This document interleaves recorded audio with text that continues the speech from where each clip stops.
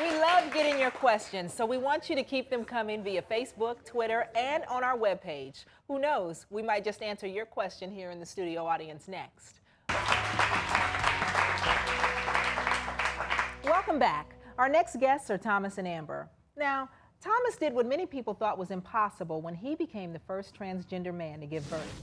You may remember Thomas as the pregnant man. Take a look. Thomas was actually born Tracy 34 years ago in Hawaii. He said he never felt feminine growing up. His mother committed suicide when he was 12, and soon after, his father pushed him into modeling. But Thomas says putting on makeup felt like putting on a costume. At 24 years old, he began a lesbian relationship with Nancy, a bodybuilder. A few years later, he decided to change genders, and by 2002, he made the decision to have sex reassignment surgery.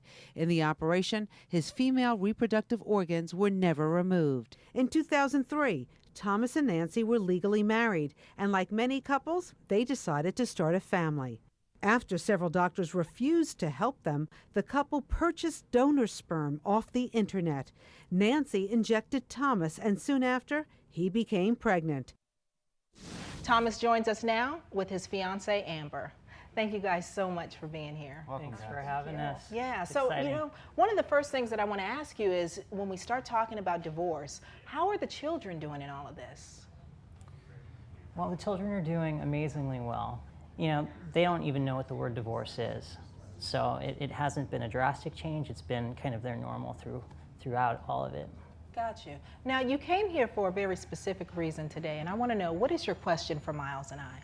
Well, my question is, being that we're a modern family in a still somewhat traditional world, what would your advice be for us and for the children as far as now that they're school age, the bullying factor? Have you experienced bullying yet?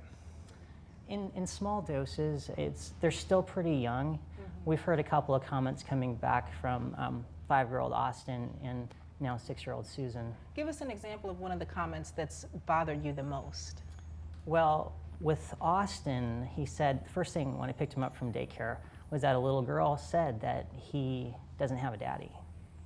And I was like, I felt like I was shot through the heart at that moment. And I don't know how or why, and Amber was thinking that it could be just a miscommunication with children because the child was pretty young. But the thing that we always believe in is, how we answer that and how we react is the most important thing. And so Thomas right away said, well, you have a daddy, don't you? Who is it? And Austin said, you, of course. So it was just, and that was that. What are the kids asking about gender reassignment? Well, it's really, children are just, it's broken down, I think, in such a more simple way for them. Susan one night, just out of the blue, said, Mommy said that you were born a little girl. And we weren't ready for that. It's not really something that you plan, and how, we thought about when the time comes, what will we say? It just came at us, and so I took it as, okay, this is an opportunity. Right, the time is here, so here what do it you is. say? And so I looked at Thomas, and his first reaction probably was a little bit defensive, or Probably or was? I think it was, but okay. I can't talk for him. Well, you Thomas, can't pick the right moment, There never is a right There never is a right moment. It was just kind of like out of the blue between her watching My Little Pony and transitioning to the dining table. It was like, Mommy said this. It's like, Mommy said what? So let's talk about Mommy. I mean, are you both sending the children the same message? Are all of you all on the same page? Well, you would hope that mothers and fathers send the same message. The difficult part is being on the same page with parenting. And like, how are you going to tell your children things? When do you tell your children things, especially about important subject matter like death or, even my past? Let me change directions a little bit, because I feel like you've done your homework on this. But is that fair to say? Because I do hear you talking about this from a very logical place. It's like, you kind of, here's what we know how to say, here's what we know how to do, and this is what we're going to do. But I heard something early on where you said it felt like I was shot in the heart. That's what I connected with, and what I felt is there has been a time in your life where it felt like for you were shot in the heart. Sure. I'm sure everybody feels that way at some point.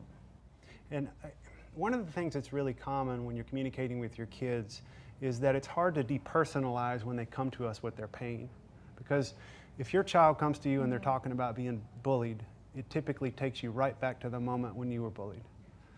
And what happens is when that pain hits you right in the face, it's hard not to separate yourself from it, and the kid unconsciously begins to take care of you instead of you take care of the kid. Have you experienced that at all?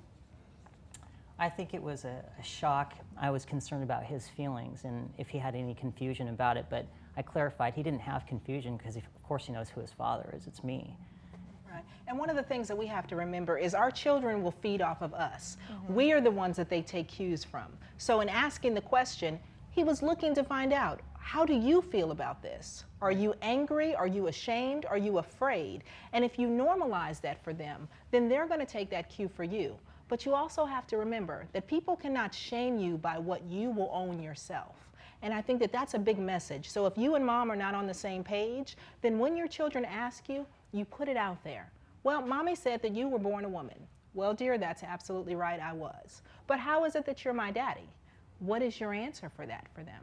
Well, this just happened. Yeah, this just happened. This is within the last few months, and that's when that question, you don't know how you're going to answer that, but How did you but answer he that? answered it perfectly. I What mean, was the perfect answer? I've never heard a perfect answer. I the want to know. perfect answer for me was, yeah, I was actually. So it was about my reaction to it, and it took a moment for me to digest what she was saying. Right, bring it and all I in. had to make Take a it, breath. yep, The moment's here. this is the moment.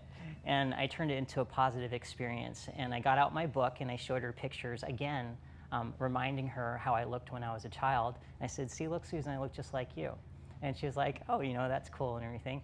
And I said, some little girls don't feel like little girls on the inside. Sometimes they feel like little boys, and vice versa. Some boys feel like girls.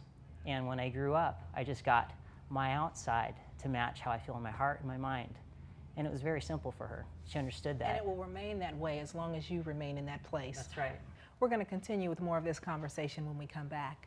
Now, coming up, Thomas and Amber want to make a major change in their life, but is now the right time? We'll answer that question right after this.